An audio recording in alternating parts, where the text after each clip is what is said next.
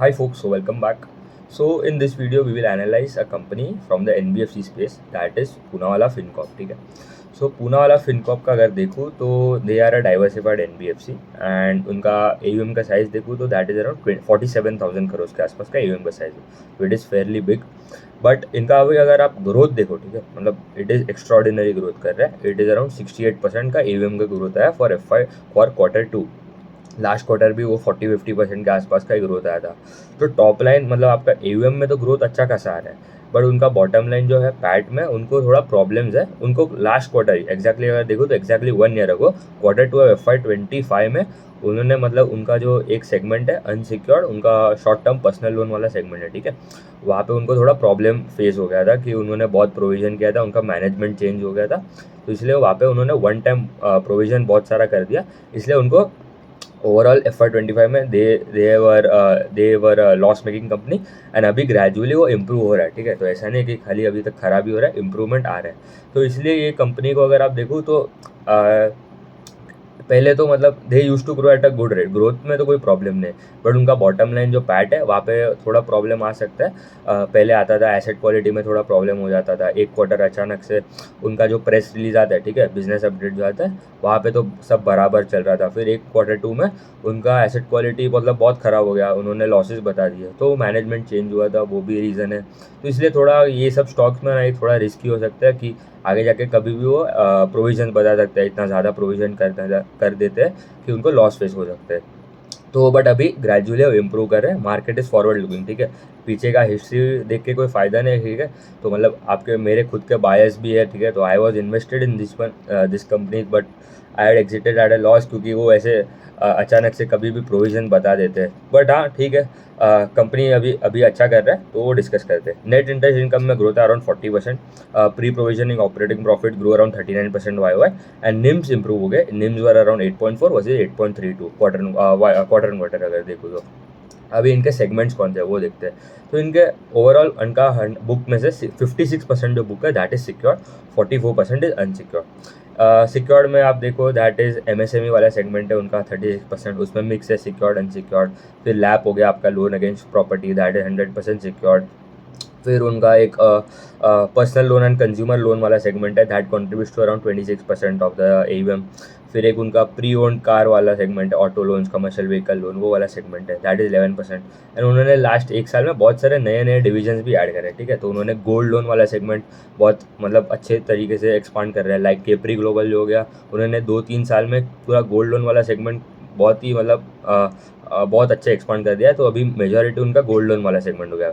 Previously देवर MSME lender अगर देखो तो सबसे ज़्यादा प्रोवाइड करता, केपरी ग्लोबल का बात कर रहा हूँ, वो ज़्यादा MSME में था, बट अभी वो मेजर उनका गोल्ड लोन वाला सेगमेंट हो गया. तो वहाँ पे वो 100% ग्रोथ आता है उनका इन द गोल्ड लोन वाला सेगमेंट. इनका भी अभी सिमिलर गोल्ड लोन में वही कर रहा है. They are trying to reflect that as well कि वहाँ पे वो बहुत एक्सपांड कर रहे हैं. फिर दूसरा हो गया उनका एक कंज्यूमर ड्यूरेबल लोन हो गया. तो उनका एक PFIN करके उनका कार्ड भी आता है, ठीक है. जैसे बजाज फाइनेंस का भी एक कार्ड आता है, वैसे ही इनका भी एक PFIN करके एक कार्ड आता है, क्रेडिट कार्ड जैसे ही.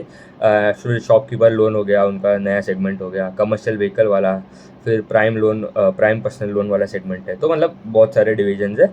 एंड कंपनी का अगर आप देखो तो गाइडेंस क्या है, they want to 5x और 6x their revenue in AUM in next 5 years, ठीक है. तो मतलब that comes to a CAGR अगर आप निकालो तो that comes to a CAGR of 40-45% का कैगर टारगेट कर रहे हैं. तो मतलब that is a very good growth, very very good growth for a company like Poonawalla Fincorp, जो इतना बड़ा साइज़ है, अभी 50,000 करोड़ उसके आसपास का साइज़ है. एंड वो बोल रहा है और 5x हो सकता है in next 5 years, 5 to 6x. And उनके अगर गोल्ड लोन में देखो तो वो प्लान कर रहे हैं कि by the end of this year they want to reach 400 gold loan branches. अभी तक Q2 के एंड तक अगर देखो तो 160 ब्रांचेज में, और वो बोल रहे थे और वो क्वार्टर में थोड़े ऐड कर लेंगे. तो 200 के आसपास समझ लो. H1 में हो गए ऑलमोस्ट. एंड H2 में और 200 के आसपास वो ऐड कर सकते हैं आराम से. तो गोल्ड लोन में अच्छा खासा एक्सपांड कर रहे हैं. एंड कंपनी ने उनका एसेट क्वालिटी देखो तो दैट इज स्टेबलाइजिंग, तो that is also good sign. तो उनका GNPA देखो तो 1.59 हो गया versus 1.84 quarter, that fell down, that is good. NNPA भी देखो तो it came down to 0.81 versus 0.85 on a quarter basis, तो that is also good. Also अभी जो आरबीआई जो रेपो रेट के जो कट्स कर रहे हैं, इसलिए उनको उनका कॉस्ट ऑफ बोरिंग भी कम आता है। एंड ये स्पेसिफिकली देखो ना, तो ये टीयर 1 सिटीज़ में लेंडिंग करते हैं, मतलब जो जो अच्छे कस्टमर्स है, क्योंकि इनका फिजिकल ब्रांचेस अगर आप देखो तो इट इज़ वेरी लेस, ठीक है। वो ब्रांच गोल्ड लोन के है, ठीक है, बट उनके प्रॉपर अगर आप ब्रांचेस देखो मेजर है नहीं, वो उनके ऐप के थ्रू ही लेंडिंग करते हैं। And they cater to high net worth individual, वो इन low mid higher income group वाले कस्टमर्स को केटर करता है टीयर 1 सिटीज़ में, खाली टीयर 1 सिटीज़ में लेंडिंग करता है mostly. And cost of boring भी कम नीचे हो रहा है लास्ट क्वार्टर से भी। Last quarter it was around 8.04, this quarter it came at around 7.69।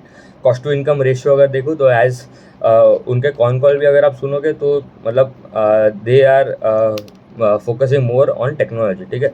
मतलब अगर 1 घंटे का जो उनका कॉन कॉल है 1 आवर 10 मिनट्स 1 आवर 15 मिनट्स, उसमें तो मतलब 40-45 मिनट्स तो उनके मैनेजमेंट उनका टेक्नोलॉजी का बात करते हैं, एआई का बात करते हैं, क्या क्या डेटा, मतलब बहुत सारा बात करते हैं रिगार्डिंग टेक्नोलॉजी। तो टेक्नोलॉजी पे तो ज़्यादा ध्यान दे रहे हैं, तो इसलिए उनका कॉस्ट टू इनकम रेशियो थोड़ा एलिवेटेड है। बट आगे जाके as as they get economies of scale, उनका कोई मेजर खर्चा आगे जाके रहेगा नहीं, क्योंकि टेक्नोलॉजी तो एक बार अगर आपने बिल्ड कर दिया उसके बाद तो खाली उनको मेंटेनेंस कॉस्ट ही लगेगा, तो उनका कॉस्ट टू इनकम आगे जाके कम हो सकता है। तो that is also good.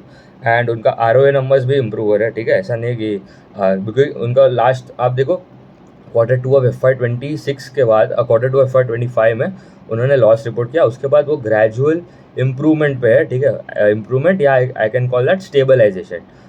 And अभी इम्प्रूवमेंट पे ज़्यादा फोकस कर रहे हैं। वो बोल रहे हैं उनका आरओए का नंबर 3.54 टाइम्स के आसपास हो सकता है इन कमिंग 2 to 3 ईयर्स, जो अभी अराउंड 0.7 टाइम्स के आसपास का उनका आरओए का नंबर है। एंड लेवरेज अराउंड 3.54 टाइम्स, तो that easily translates to around ROE of around 15-16-17% के आसपास, जो अभी अराउंड 2-3% के आसपास का उनका आरओई, क्योंकि आपका आरओई कम हो गया, ठीक है। आरओई बेसिकली क्या होता है, return on assets multiply by आपका लेवरेज, ठीक है। तो अगर आरओई आपका इतना श्रिंक हो गया, रिटर्न ऑन एसेट अगर आपका श्रिंक हो गया एंड यू मल्टीप्लाई बाय 3.5, तो 0.7 इंटू 3 यू गेट अराउंड 2.1 का आरओई मिलता है। बट वो बोल रहे हैं एज एन वेन उनका सब इम्प्रूवमेंट होएगा, उनका उनका प्रोविजन उतना नहीं होगा, उनका क्रेडिट कॉस्ट कम हो सकता है आगे जाके, वो भी बोल रहे हैं। क्रेडिट कॉस्ट उनका पहले 2.8-2.9% के आसपास 3% हो गया था, अभी वो अराउंड 2.67% के आसपास आ गया। तो company is going in the right direction, but अभी भी उनका वैल्यूएशन देखो तो थोड़ा कंफर्टेबल नहीं है। इट इज़ अराउंड 4.5 टाइम्स के आसपास का उनका प्राइस टू बुक है। ऑफकोर्स ग्रोथ तो है, बट आई वॉन्ट कि उनका प्रॉफिटेबिलिटी में भी ग्रोथ है, ठीक है। क्वार्टर ऑन क्वार्टर तो ग्रोथ आया इन दर पैट। लास्ट ईयर तो उनका मतलब लॉस था, तो कंपेयर करके कोई फ़ायदा नहीं, क्योंकि 100% के प्लस का ही पैट का ग्रोथ आएगा, ठीक है। तो good company that is stabilising and अभी इम्प्रूव करना चालू हो रहा है। अभी देखना पड़ेगा, क्योंकि ये कभी भी एक क्वार्टर आएगा ऐसा कि suddenly they will report a loss या तो इंक्रीज इन प्रोविजन, इसके वजह से उनका प्रॉब्लम हो सकता है। तो थोड़ा केयरफुल रहना पड़ेगा, बट कंपनी अभी अच्छा कर रहा है, क्योंकि मार्केट इज़ फॉरवर्ड लुकिंग। पीछे का नंबर्स देख के कोई फ़ायदा नहीं है, पर्सनल बायसेस हो सकते हैं attach, but we have to always look as an independent investor. And इनका डिसबर्समेंट में अगर आप ग्रोथ देखो, इट इज़ अराउंड 100% के आसपास का डिसबर्समेंट में ग्रोथ है। एंड दिस क्वार्टर मतलब कंपनी क्या एक्सपांड कर रहा है, बट मुझे वही चाहिए कि उनका बॉटम लाइन में भी ग्रोथ ग्रेजुअली इंप्रूव होना चाहिए, क्योंकि उनका टॉप लाइन में एयूएम में ग्रोथ आ रहा है, डिसबर्समेंट में ग्रोथ आ रहा है, आपका ऑपरेटिंग प्रॉफिट में ग्रोथ आ रहा है, बट बॉटम लाइन जैसे जैसे इंप्रूव होगा तो I will keep this stock on the watch list, ठीक है। अच्छा कंपनी है एंड वो इम्प्रूवमेंट भी ला रहा है, तो ठीक है, उतना ही रखते हैं। Thank you.